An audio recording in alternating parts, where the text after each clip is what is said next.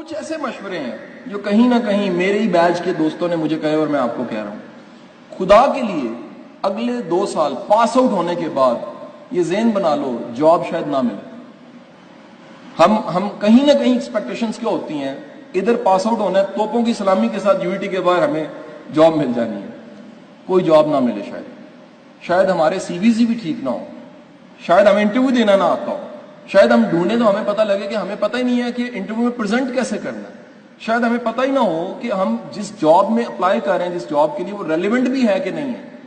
سو 2 سال کہیں نہ کہیں آپ نے پیسے ملے نہ ملے کہیں پر اڑے ضرور, ایڈجسٹ ضرور کریں. پاکستان میں انٹرنشپ کا کلچر بڑا عجیب ہے. بچے آ کے کہہ رہے ہوتے ہیں سر ڈیسکون میں کوئی جاننے والا ہے, میں کہتا ہوں جی ہاں ہے. سر وہ انٹرنشپ کا لیٹر مل جائے گا. یعنی ہم پریکٹیکلی کام کرنے کو بھی تیار نہیں ہوتے.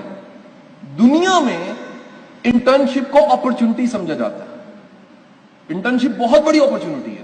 آپ کیوں نہ اپنا مائنڈ بنا لیں کہ اگلے 2 سال آپ نے ڈائریکٹ جاب کی بجائے کہیں پر ایز انٹرنشپ ہی کام کرنا ہے, اسسٹنٹ کے طور پہ کام کر لینا ہے. میں آپ کو لکھ کے دے رہا ہوں, اگر 2 سال انڈسٹری میں کسی جگہ پہ بندہ پیسے کی لالچ کے بغیر کام کر رہا ہے, اس کا وزڈم انجینئرنگ سے زیادہ ہو جائے گا.